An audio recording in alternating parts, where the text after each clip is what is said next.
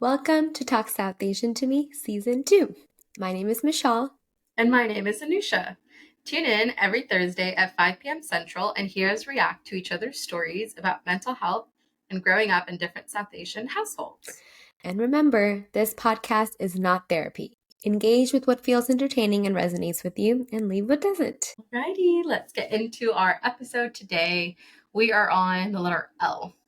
We're really coming, I think, about halfway through our alphabet, haven't That's we? crazy already in Season Yeah.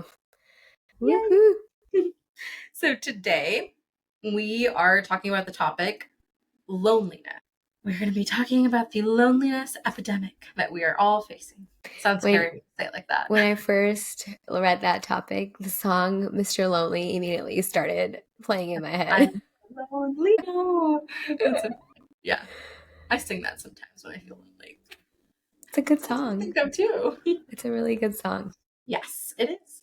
And it's very apt for today. So I thought today I would break it up first with a little bit of an understanding of like, okay, but what really is loneliness? We talk about that and throw those terms around a lot, right? So Yeah. as always, define it a little bit, understand it. And then I have a little bit of research on the effects of loneliness and how it actually affects us day to day in our lives, and breaking up some myths a little bit.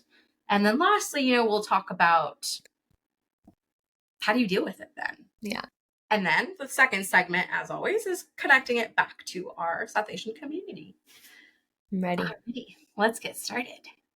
The first thing I want to say though about like the topic of loneliness is that it's important to remember that as human beings, we are all hardwired for social connection and interaction, right? So that's something to really remember as we go through talking about this. Now, despite that need for connection that we all have wired through all of us, loneliness is actually a very common experience, and it's only getting more and more of a common experience every single year. And that's why there's I forget his name, but there's a reason this is called like the loneliness epidemic. The World Health Organization has even talked about how this is a epidemic because it's so widespread, and it's not just something that we are noticing and facing here in America, but just all over. This is something that we are seeing throughout the world, that we are breeding a lonelier population. And so I think this is a really wonderful topic to talk about and like really bring to light that this is not something that, if you've ever felt this way, you're not alone in that. A lot of people feel that way. Absolutely. It is a problem. Yeah.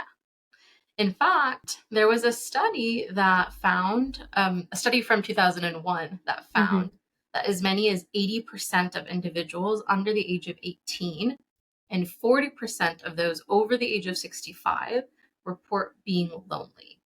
Wow. Yeah. And this is a theme you'll see, as you notice in that sentence. I talked about under 18 and over 65. That's a theme that is often talked about, how the younger generation and the older generation have more opportunities to feel lonely and report more loneliness.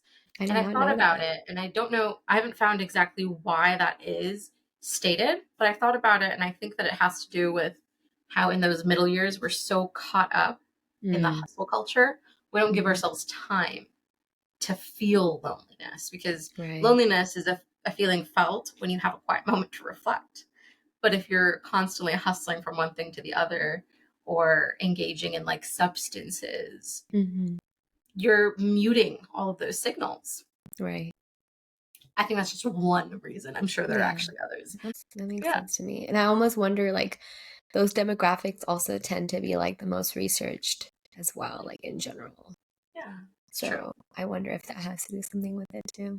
So what exactly is loneliness though? So loneliness can be defined as a feeling of uneasiness or discomfort from either being alone or perceiving oneself to be alone.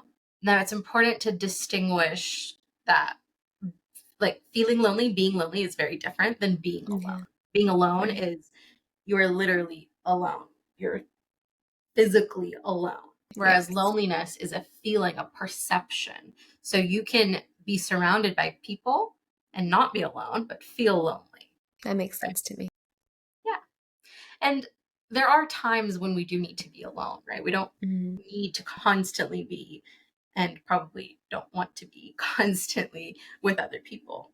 There is Mhm. a sense of peace and quiet and rejuvenation that can come from solitude. So being Yeah. alone isn't the problem. It's that feeling of loneliness, the disconnection, the being around people but not feeling connected to them. Mhm. That's the problem, right? Now, researchers have categorized loneliness into two different categories. One Okay. is chronic loneliness, and two, transient loneliness. Okay. As it sounds, chronic loneliness, like its name, is basically a persistent loneliness. It's an internal experience that often extends over a period of many years, regardless of the situation. And it can vary in intensity over time. It doesn't always look the same throughout that length of period. Okay. Now, a transient loneliness is experienced for shorter periods of time, and it's usually the result of a particular situation or environmental factor. Okay. Now, there was a study by Rubenstein and Shaver in 1982 that said that um, there are basically, they categorize basically four different areas of the different kinds of behaviors for people who feel lonely. One Okay. is sad passivity, which includes crying, sleeping, doing nothing, overeating, taking tranquilizers, and excessive drinking and drug use. Mm. Two, active solitude activities, which involve writing, listening to music, exercising, working on a hobby, studying, working to avoid loneliness. And three, spending money through excessive shopping or buying unnecessary items. And four, social contact by reaching out to friends, engaging in social activities, and doing things to avoid being alone. I So wouldn't have guessed the excessive shopping. That's so I know interesting. that one was a surprise to me as well, Yeah. that it Yeah. had to be an entire category of its own. Right. Yeah. And that it's considered as a behavior of people who feel lonely. Like it's almost as if like that's their coping mechanism when they feel Yeah, lonely is to like exactly. surround themselves with materialistic things. Right. Try to fill a hole. Yeah. Makes sense in a And way. this was in 1982. So I would also be curious, like, what was happening during Yeah. 1982? This Yeah. was a thing that very common phenomena of people shopping. Yeah. But no, I wasn't born then. What was happening then? I don't know. But yeah, those are the four categories according to Rubenstein and Shaver in how they categorize the behavioral symptoms of loneliness into these areas.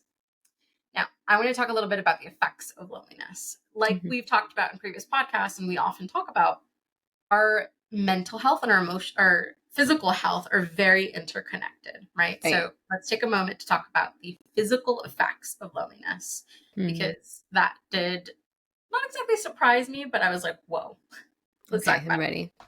Research has demonstrated significant effects of loneliness on the brain and cognitive function. So, feeling socially isolated is a large predictor of dementia and Alzheimer's disease. Oh, Yeah.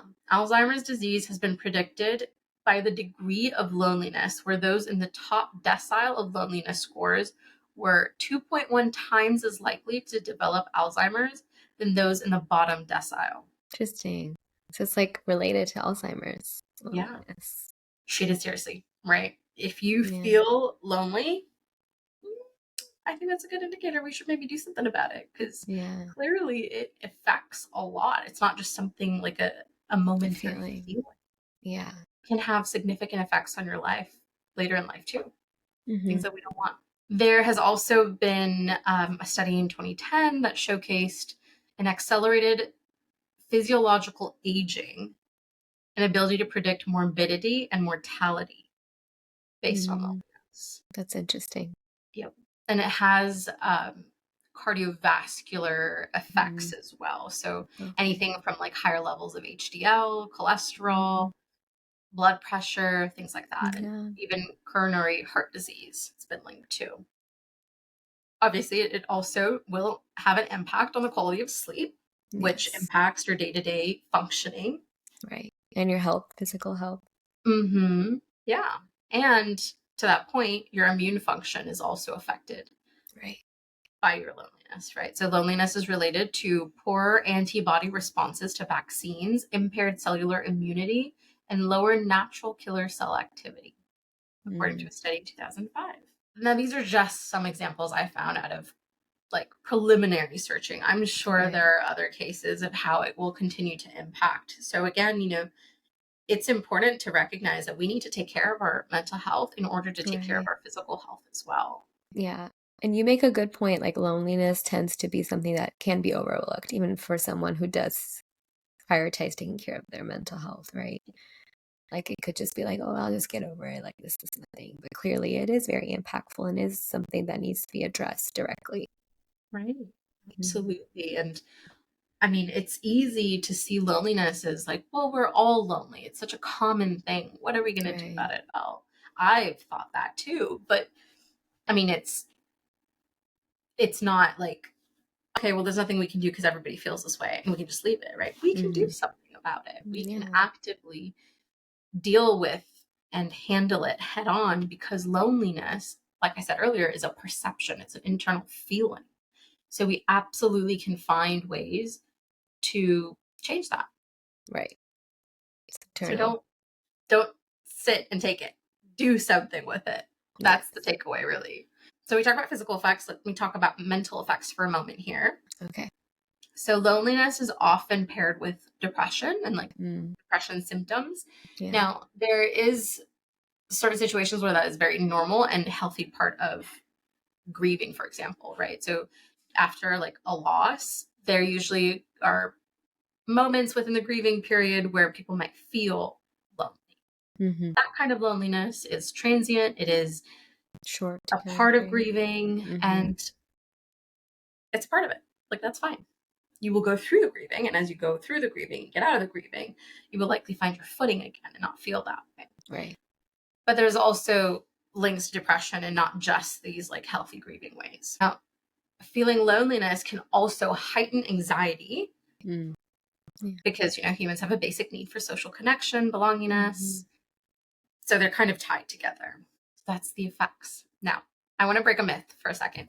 Okay. Sometimes I hear, like, I have heard people say, well, if you're lonely, then just get out there and like meet people and like go do Mm. something, right? Just go out and be with your friends. Go out Yeah, to just go your out be with different your family friends. member's house. Yeah. Go do I've something. heard that Talk to so them. much. Yeah. Yeah. Now, is it really that simple? Is treating loneliness just about meeting others? No, because it's a perception, like you said.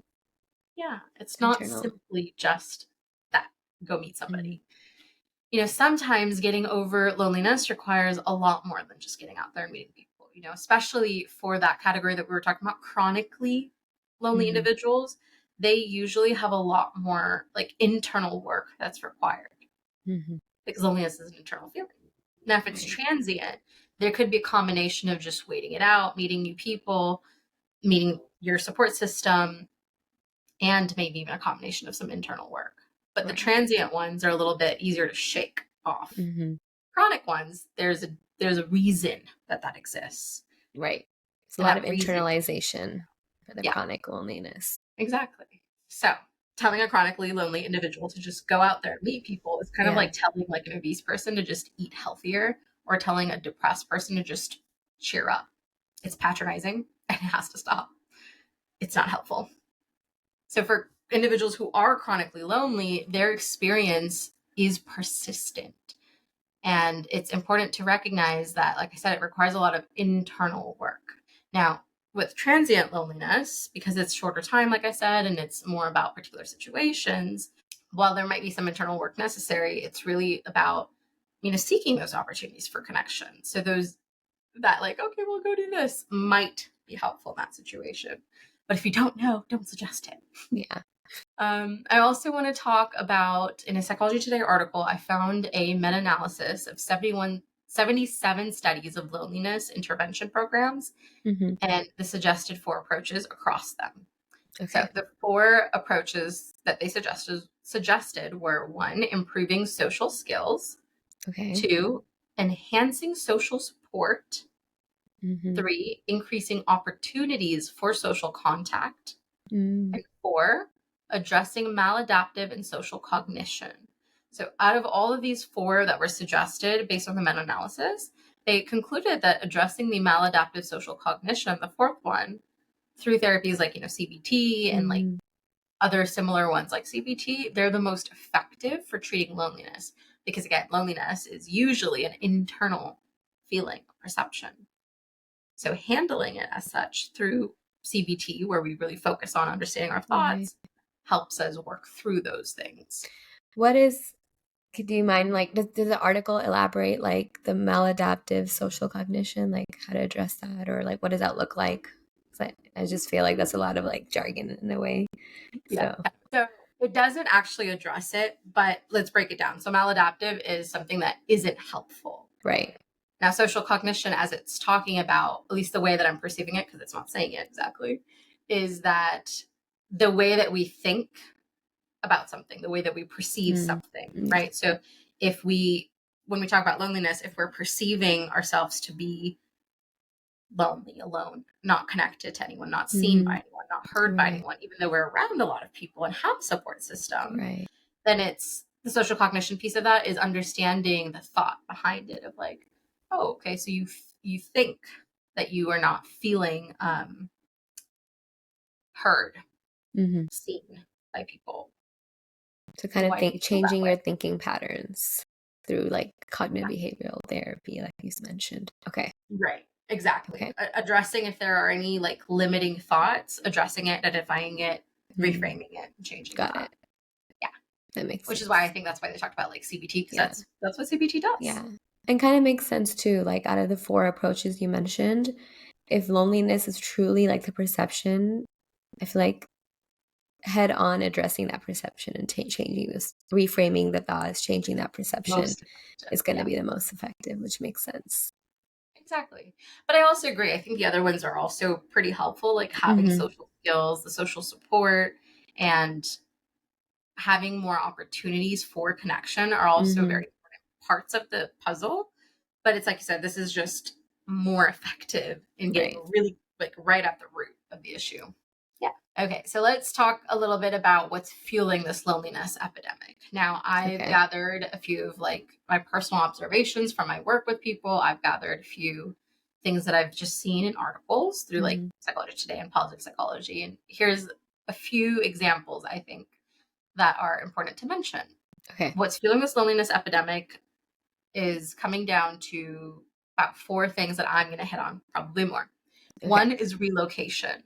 So we move Mm, around a lot more often than we've ever done in the past, right? mhm, We move to go to college, then we move to go to a different college, perhaps, or find a job somewhere else. And then mhm, we're like, I'm bored of this. I want to go explore another area. Then we move there. mhm. Whereas in the past, usually we were more like situated within like Right. family homes, family cities, right? So separating from our familiar communities and established networks can also be likely contributing to this loneliness epidemic. That makes sense, yeah. And then, as I'm sure it comes to no one as a surprise, more online interaction and less Yes. in person interactions, right? Right, So, right. I mean, if you really think about it, anything from like buying clothes, ordering Mhm. food, or even like asking Google questions and stuff, maybe going to a local library, all of Yeah. these things are now done on an online platform Mhm, that decreases our opportunities for social connection. mhm.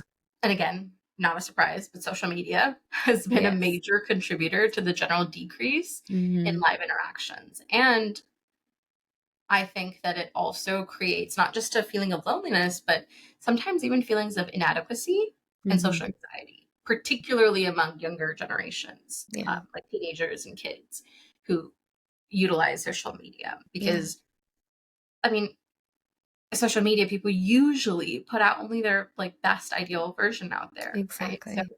Can be when that's all intimidating. you see, yeah, it's Mhm, intimidating. And you see that and you think that's what their life is like all the time. mhm. Whereas you don't think, oh, that's their best moments that they want to share and celebrate. Right, You think right. that's just what their life looks like. And that's not true.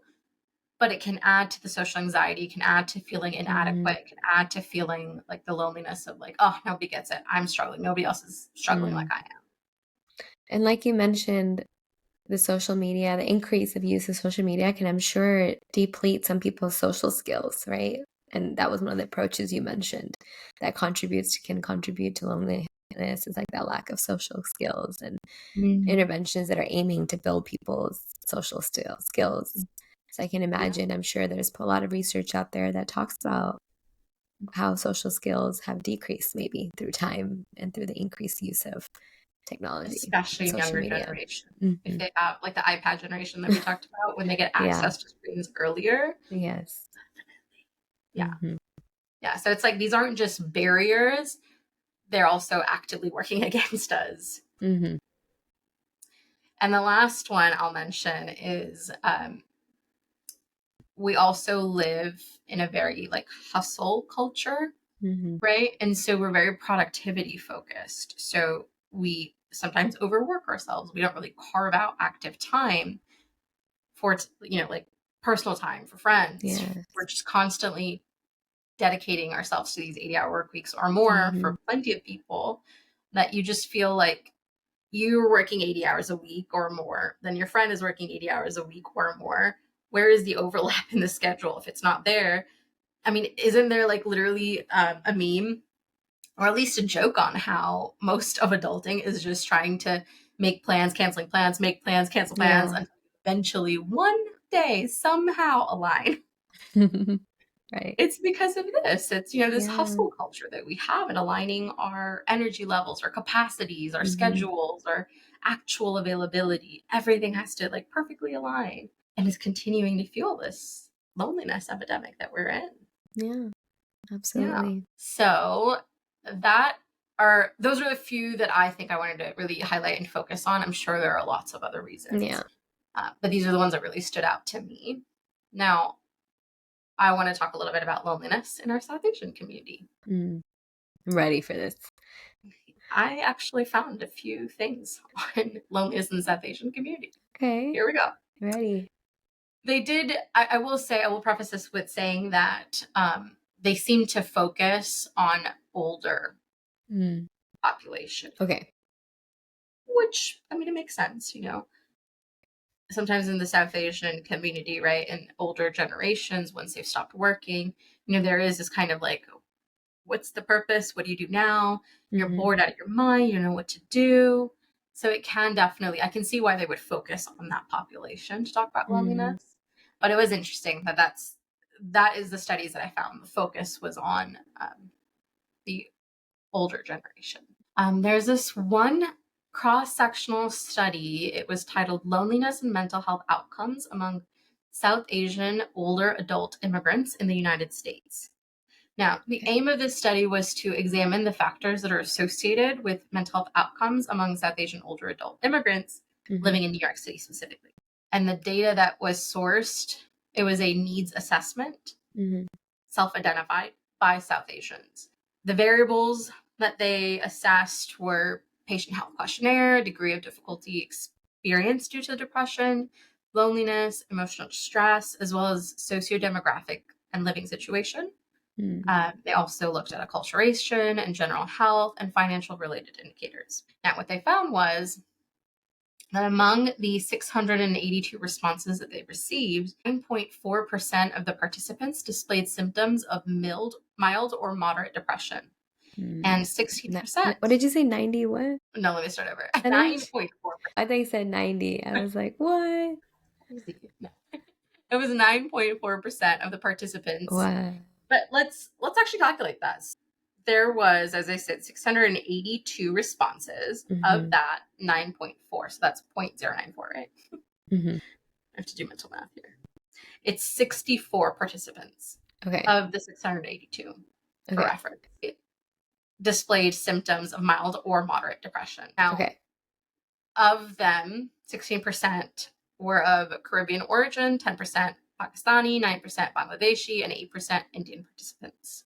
About a third of the participants in total, so about 30%, Hmm. supported feeling lonely sometimes, and Mm. 39.1% experienced like any of the emotional distresses. When Wow. compared with these like very excellent or self-rated good health participants, Hmm. those who self-identified as fair, poor, or terrible, associated with having mild or moderate depression and experiencing emotional distress. Hmm. Yeah, those experiencing emotional distress were more likely to be younger and live alone. Interesting.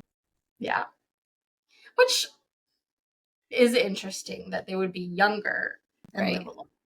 Live alone, I can see. Younger, I wonder why that was. Right. Now, overall, the findings basically support the need for tailored mental health interventions that are targeting concerns like the poor self-rated health among the older adult immigrants, which, as you know, maybe are more likely or less likely to actually seek out therapy or, Mm-hmm. healing, Yes. as well as specific subpopulations, such as Indo-Caribbeans, who may be experiencing a disproportionate amount of burden. I did find another article that I wanted to talk about, and this one is titled Living Arrangements and Loneliness of South Asian Immigrant Seniors in Edmont, Canada. Or Okay. it's not Edmont, it's Edmonton, Canada. Edmonton. Um, this paper basically examined the relationship between self-reported loneliness and the living Mm-hmm. arrangements, right? So it was a structured questionnaire that had some open-ended questions, and it was administered basically face-to-face, Mm-hmm. either spoken in English, Hindi, or Punjabi, Mm-hmm. to a sample of 161 elderly South Asian immigrants, 60 or more years of age, living in Edmonton, Alberta, Canada in 2003. Now, what they found was that those living alone were significantly more likely to report feeling lonely, at Mm-hmm. least occasionally, than were those that were living with others, Okay. especially those living with their spouse in an extended family situation. Like Mm-hmm. when you move in with a family, with your husband and their parents, Right. something like that. Now, the fact that South Asian immigrant seniors typically lived with others, often in an extended family with or without their spouse, and rarely lived alone, protected them to some extent from loneliness. However, our findings showed that among those living with others, it was the amount of waking time spent alone at home and the quality of the family relationships rather than living arrangements per se that significantly predicted self-reported loneliness. So Interesting. while it does have somewhat of a protective factor being around more people, Right. it's how the time that you spend alone looks like and the quality of the relationships with the people you're around. That's what really indicates the loneliness or not lonely feeling, Yeah, that makes sense which to makes me. sense. Yeah, Mm-hmm. exactly. And I just had a thought. It reminded me of that Bollywood movie Bhagwan. Do you remember with Amitabh Oh, Bachchan yes. Yes. and elderly Yeah. couple, and Yeah. how they were like separated and like the Yeah. loneliness they felt? And wow, I need to but rewatch it. I haven't watched it in so long. it's been a while. But it's a good movie. But you're right. It does It's kind of emotional. show the effects of loneliness in a way. Yeah. Yeah, Hmm. it really does. Anyways, it Yeah. reminded me of that, talking about how living with your parents or one of the spouse's parents and they feel lonely because it's the quality that matters. So let's talk a little bit about how to combat loneliness and improve your Okay. overall well-being. Okay. So I've condensed it into 5 things. How to combat loneliness and improve your overall well-being in 5 tips. Let's go. 1, Okay. reach out to family and friends. Mm, Times and transient loneliness, especially. All it takes is a phone call or a message to connect with someone and feel less alone. Reach right. out to family members and prioritize this kind of quality time. Mm, Seek out in person or maybe like FaceTime so that you have the ability to just no distractions, just face to face. We're not like texting or right. not looking, calling, but like thinking about other things or doing other things.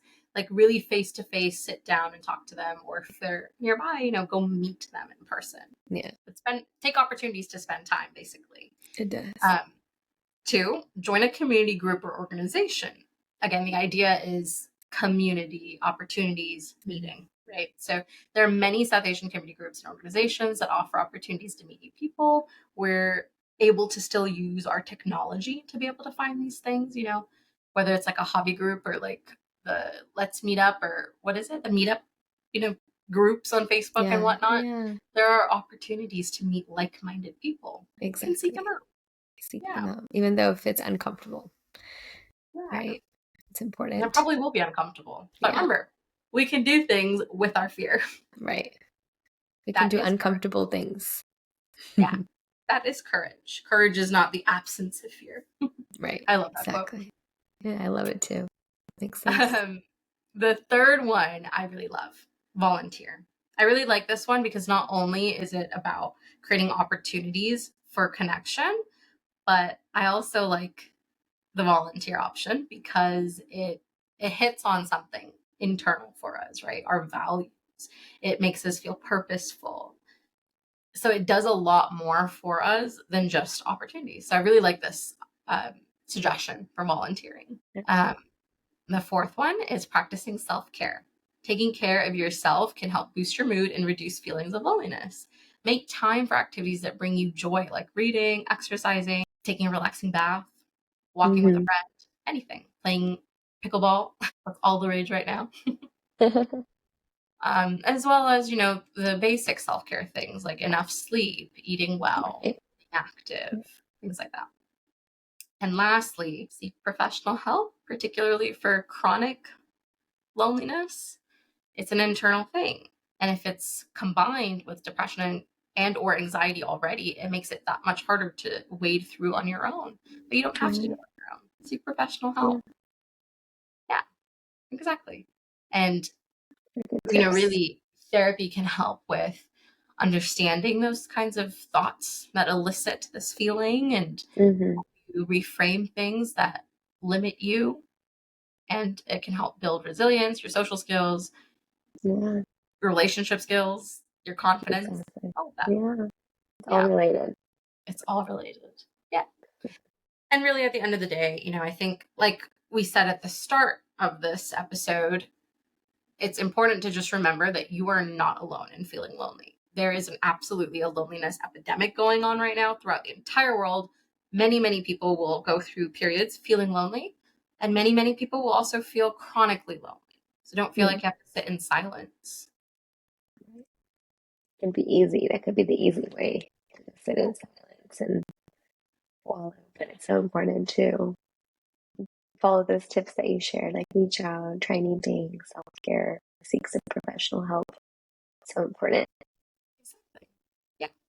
So that was all of my research. What'd you think? Awesome. Learned something new today? Yeah, I did. Like some of it was like it makes sense to me. I did anticipate learning like how it's related to mental health and how it correlates to different um, mental health challenges.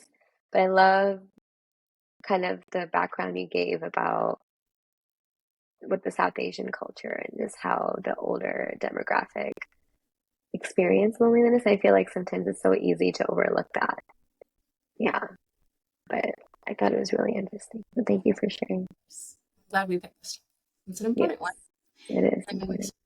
I think out of all the things that we talked about, the one that really is probably going to leave a lasting impact on me is the research about how loneliness is connected to Alzheimer's. Yes, that was Like, surprising to me. wow, Yeah, that's definitely going to be something that sticks around with me, I think. yeah, that's gonna stick with me too. You're right. Okay, ready for story time? You ready? Mm. Okay, let's do story time. Okay. So, for my story time, I want to just talk briefly about like my experience kind of like growing up and then like how it kind of evolved. I want to focus Okay. on that. Now, as you know, Michelle, I have a lot of family. A lot of Yes. family.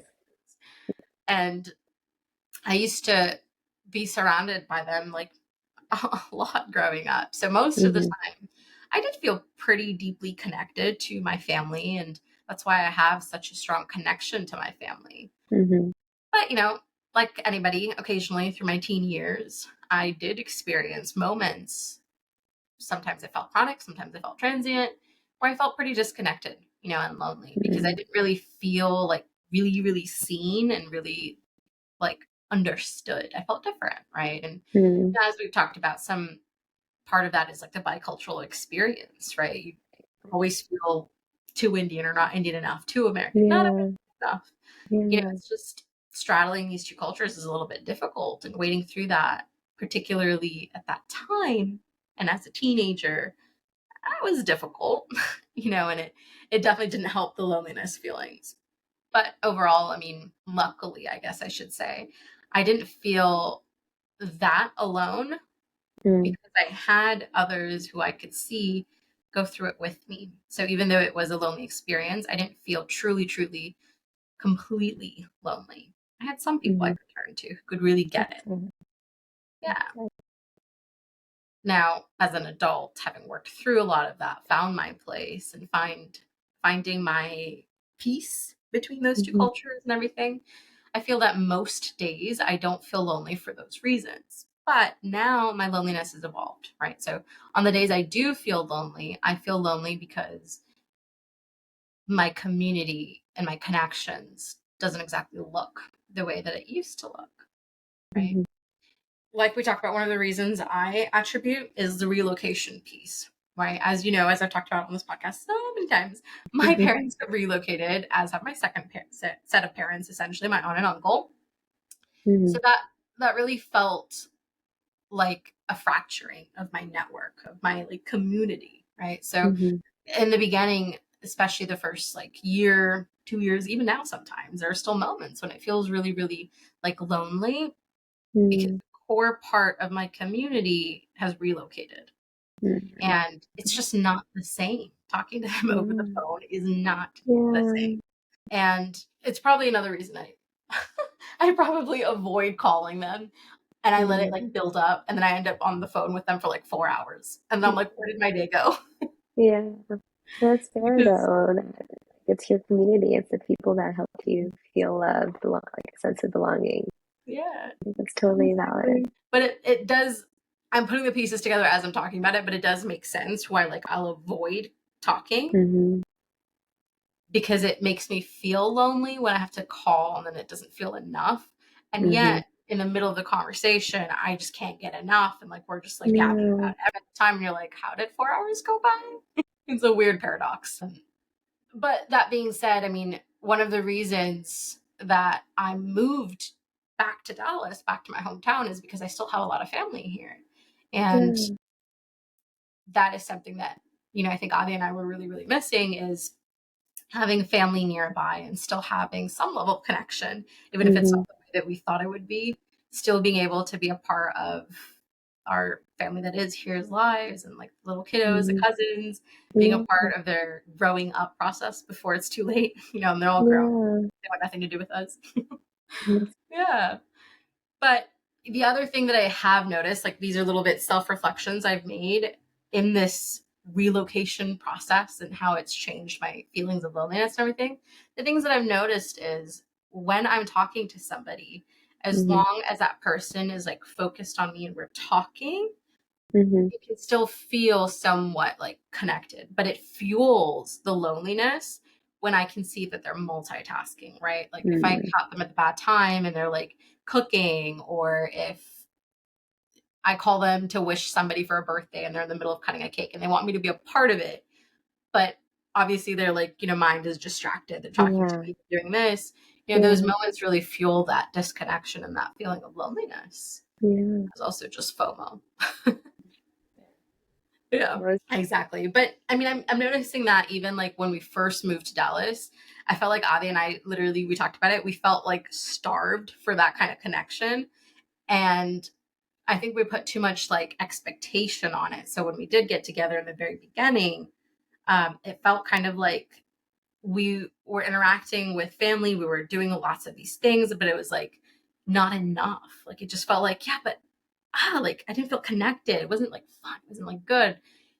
And I used to say a lot of those kinds of things in the past. And I'd be like, well, what did you expect to feel or what were you expecting to happen? And it was that loneliness piece of it. We were together, we were not mhm, alone, but that connection wasn't happening. And it was usually because, we would revert back to like, oh, I'm on my phone and we're talking and like, okay, we're playing games or whatever, but we're like on our phones on the side or we're mhm, watching TV and eating, but like kind of also talking. All of those things, when you already feel disconnected, it really just creates more and more separation.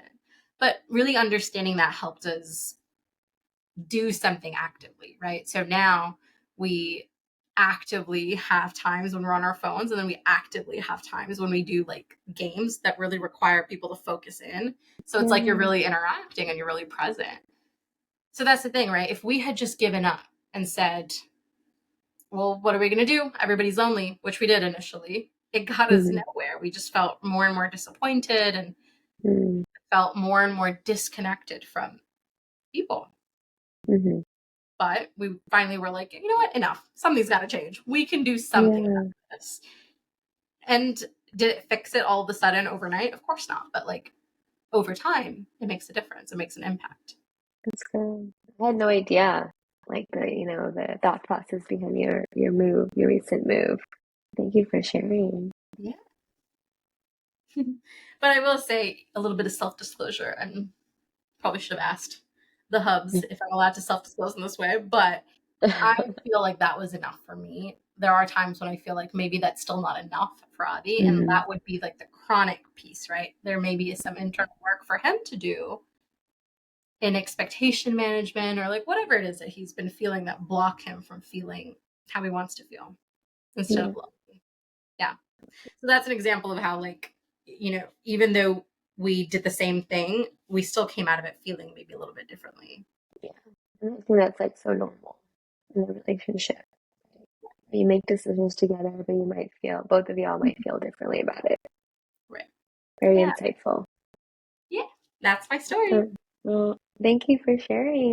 I'm trying to think to that time where you and Adi shared the news with us about your move, and we did kind of mention and talk briefly about you being closer to family, but I can imagine what kind of discussions went in before making that decision, all the self-reflection, anticipation, planning, right, for the future when it comes to wanting to be near family. Like you mentioned, wanting to be part of the younger family members' lives, not missing out. I think it's very admirable and awesome that you were able to make that decision for yourself, for both of yourselves. Definitely. And we joke about it, but we were just like, we were not having it with all the driving back and forth on the weekends. Like, Yeah, I but ain't doing it. it is a lot. And I wonder if it's like a little bit of, I wonder if it's easier now, like when it comes to all that taxing driving that you used to have to do. I wonder now it's like, last minute if something comes up, like you're able to make it. So It's like 30 minutes, piece of cake. Oh, well. I love it. Mm.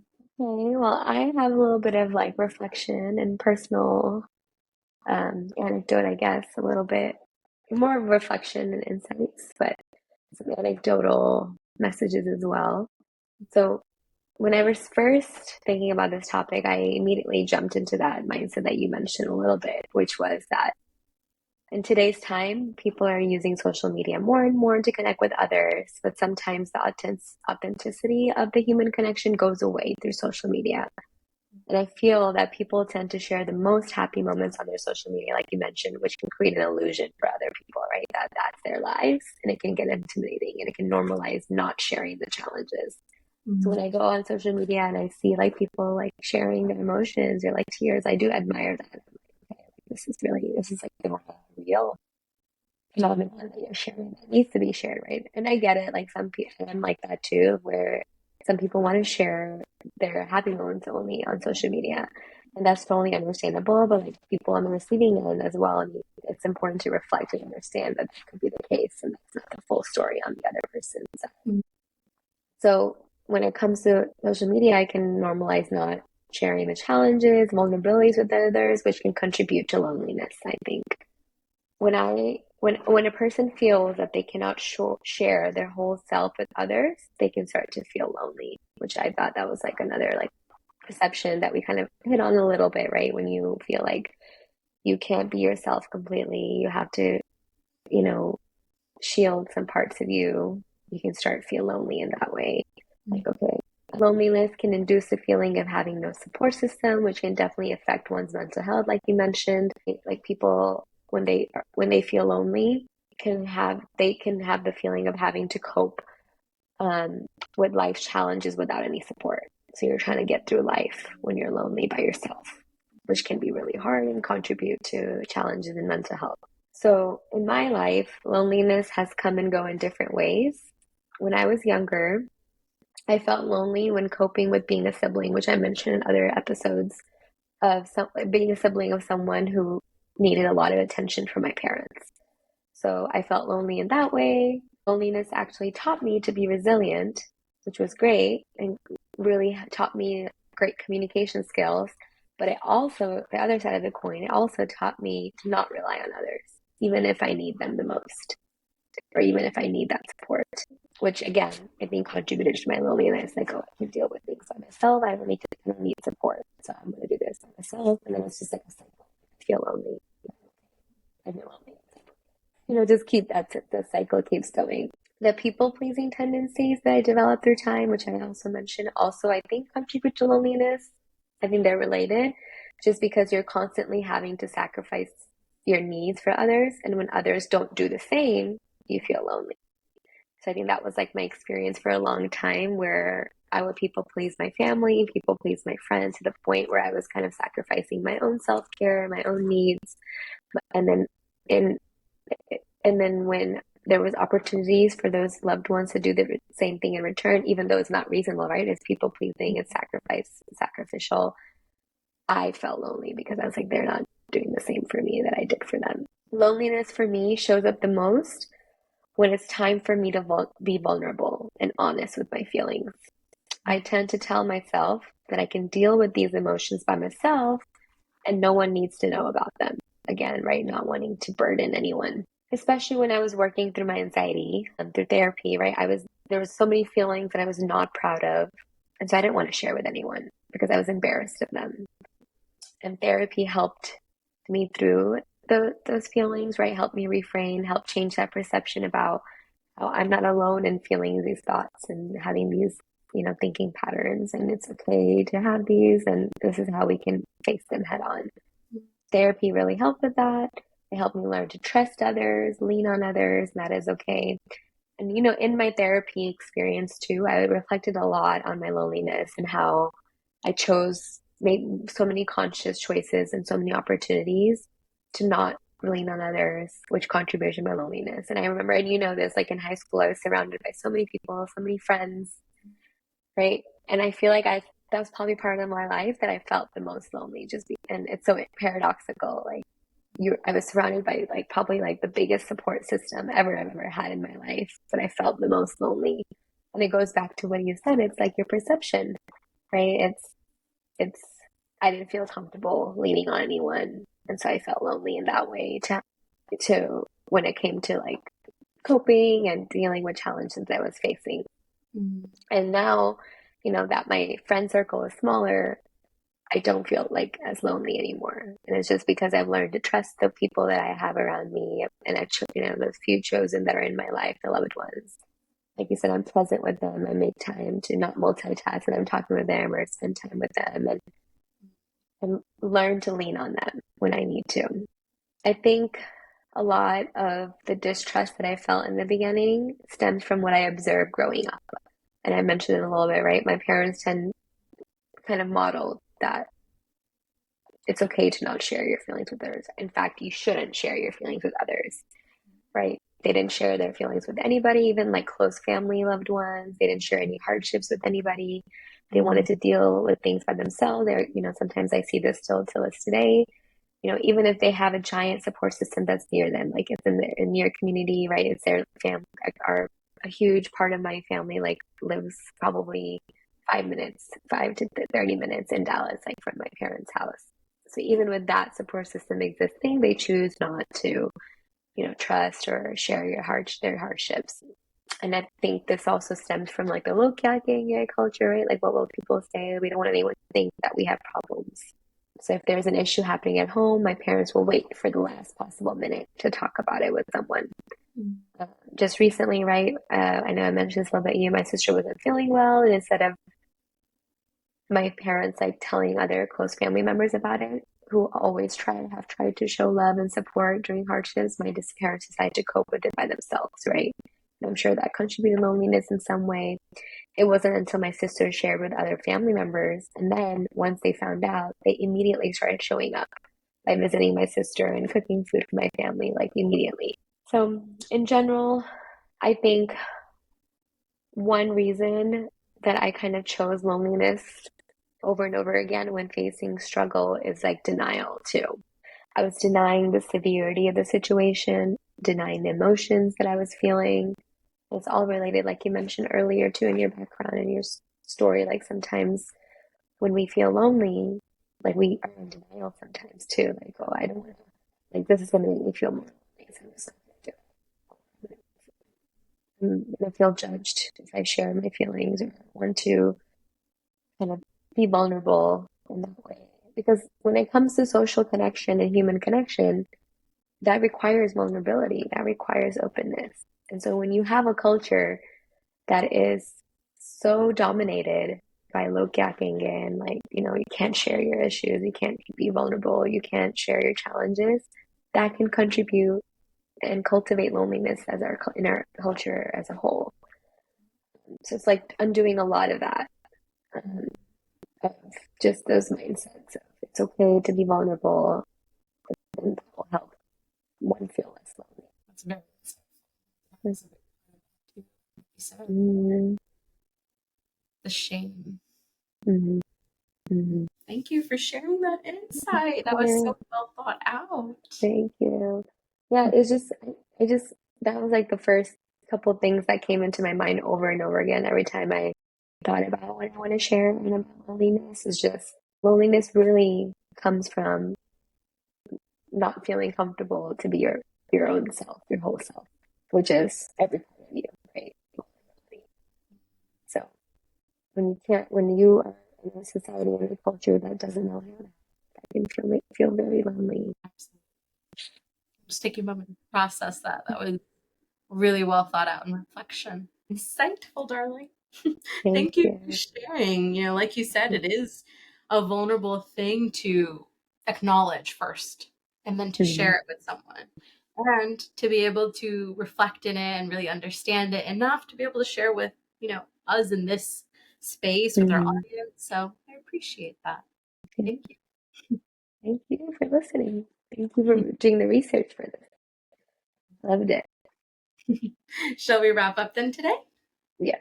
So thank you again for our lovely listeners. I can't believe we're in season 2, letter L already. Tune in for our next episode, which will be letter. If anything resonated with you today, feel free to reach out to us at our Gmail email account, which is talksalvationtome@gmail.com. And then our social media, our handle is talksalvationtome. All right, see you next episode. See you. Bye.